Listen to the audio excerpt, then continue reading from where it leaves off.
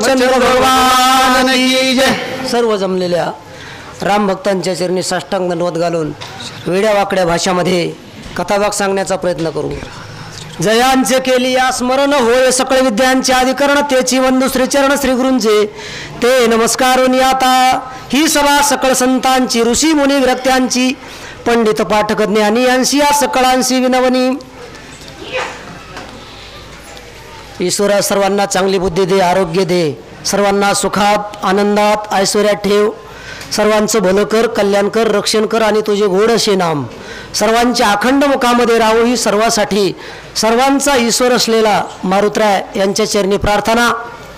असो कथा मारुतरायाचीच आहे, पण गुरु करावा बळकट आणि मग धरावे मनगट, तशा पद्धतीने गुरु करावा पण आपल्या प्रश्नाचे उत्तर गुरुकडून मिळावात अशा प्रकारचा हजार जवाबी गुरु माणसाला असावा।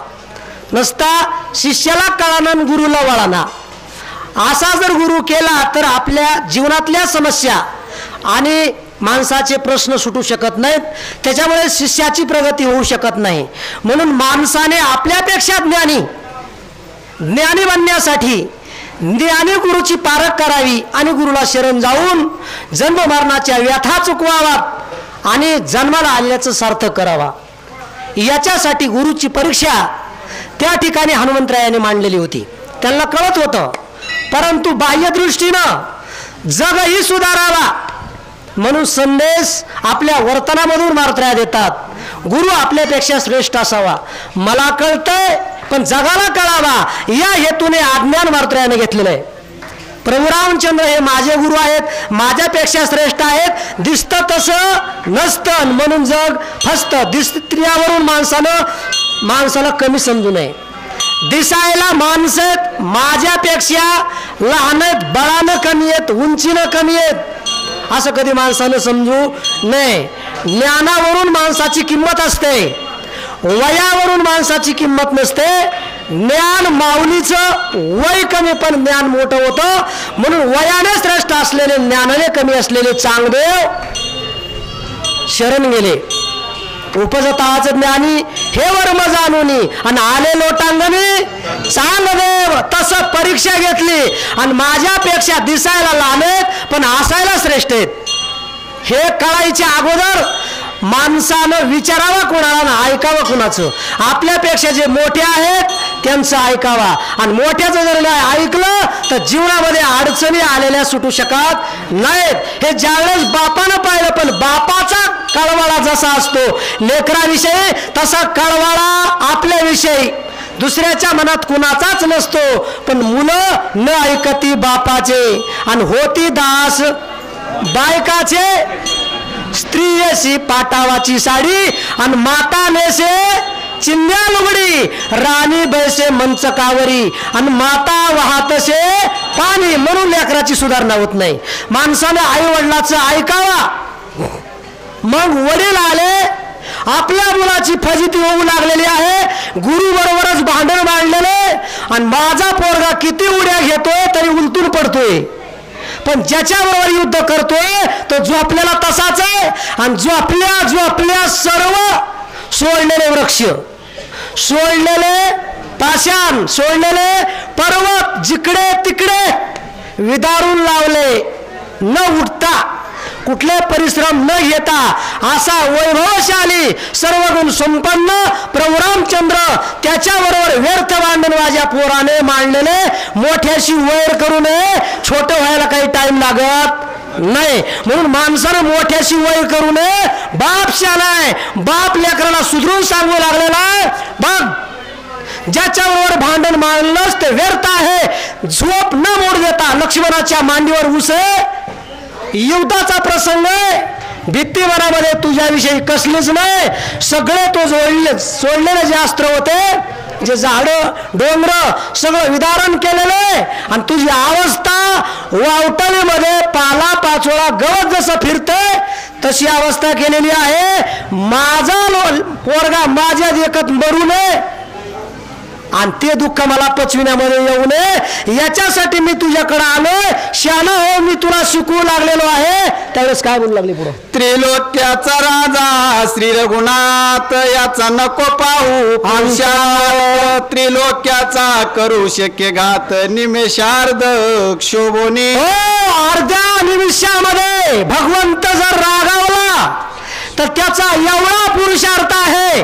भगवान परमात्मा गीतेमध्ये अर्जुनाला सांगतात बघा, मी करीन दृष्टी वाकोडी पाडीन ब्रह्मांडाच्या उतरंडी. नुसती रागावून वाकडी नजर भगवंताने जर जगाकडे पाहिली तर ब्रह्मांडाच्या सर्व उतरंडी डासवतात. एवढी ताकद ज्याच्या दृष्टिक्षेपामध्ये आहे असा हा भगवंत आहे. एका तासा माझी कोटी वेळा सृष्टी होती जाती दृष्टी पाहे तोची. ज्याच्या एका तासामध्ये ही सृष्टी तयार होते आणि नाहीशी होते असा ज्याचा एक तास आहे त्याचं आयुष्य किती आहे, त्याचा पुरुषार्थ किती आहे, त्याचा पुरुषार्थ त्याचं बळ कुणी पाहण्याचा प्रयत्न करू नये. आणि पाहण्याचा प्रयत्न करणारा जगाला पाहायला उडू शकत नाही. त्याच्यामुळे शहाणा हो, मी काय सांगतोय ते ऐक आणि गुरु मानून त्यांना शरण जा आणि आजपासून त्यांचा सेवादारी हो असं त्या ठिकाणी बाप सुधरून सांगतोय. पण लेकरं ऐकतच नाहीत म्हणून लेकरं सुधरत नाहीत. काय झालं? त्यासी त्वा सर्वस्वी आपण अन्याय भावे रे गावे शरण. श्रीराम सेवेसी विखावा प्राण स्वामी संपूर्ण श्रीराम. हो, संपूर्ण स्वामी. सगळ्याला शरण जाण्याच्या लायक गुरु जर म्हणलं तर फक्त भगवान परमात्मा आहे. या लागी शरणांगता शरण्य मी. मला जो शरण येतो शरण जाण्याच्या लायक फक्त जगामध्ये मीच आहे. म्हणून शरण जाणारानी शरण येणारानी फक्त मला एकट्याला शरण यावा, मज एकट्याला गुरु मानावा, मला एकट्याला स्वामी समजावा, माझे आज्ञेत राहावा, माझी भक्ती करावा. तुका म्हणे जन्म आल्याचे सार्थक श्रीरामचंद्राची एक देखील या, विठ्ठल देखील या. भगवान परमात्मा जर पाहिला तर खऱ्या अर्थाने जन्माला आल्याचं सार्थक आहे. याच्यासाठी तू शरण जा. तू का म्हणे येते पाहिजे जातीचे आणि येऱ्या गबाळ्याचे काम नो हे कुणाला शरण न जाता फक्त भगवान प्रभू रामचंद्राला तू शरण जा. आणि जीवनामधल्या दगदगी व्यथा ज्या आहेत क्या मिटविण्याचा प्रयत्न कर असं मी तुला कळकळीनं सांगतो आहे. आणि जर नाही ऐकलं माझे काय जाईन जाण मी बोलोनी उतराई. मला देवानं लोक शान करण्यासाठी ज्ञान दिलेले म्हणून तुला सांगतो, नाही ऐकलं तर तुझं वाटूळ आहे, माझं काही जाणार नाही. वायुदेव सांगतात, ऐकून पित्या वायूचे वचन हनुमंत घाली लोटांगण. श्रीरामाशी अन्याय शरण दास संपूर्ण मी तुझा.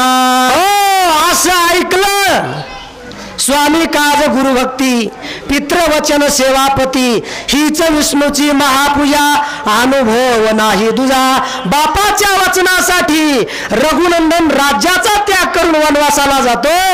आणि तसं बापाचं ऐकून माणूस जर या व्यवहारामध्ये व्यवहार प्रवीण झाला तर त्याच्या व्यवहाराला आडो येण्याची ताकद देवाची नाही तर बाकीच्या चेष्टाची काय कथा आहे, एवढी ताकद आहे आई वडिलांच्या वचनाची. म्हणून आई वडिलांच्या वचनामध्ये ज्यांना आपलं जीवन विकलेलं आहे त्याला अडचणी कुठल्याच येऊ शकत नाही.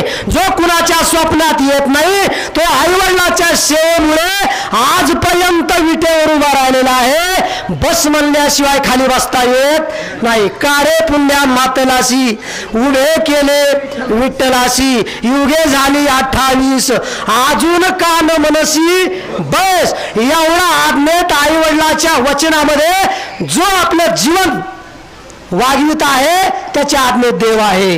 तया पुंडलिके केला उपकार फेडावया भार प्रत्ययीचा. त्याने उपकार केला. आई वडिलाची सेवा करा. देव तुमच्या आज्ञेत प्रपंचात राबतो. ऐकिलं आणि प्रभू रामचंद्राला घालीन लोटांगण वंदन चरण डोळ्यान पाहीन रूप तुझे प्रेमे आलिंगन आनंद पूजिन बावे ववाळीन म्हणे नामा.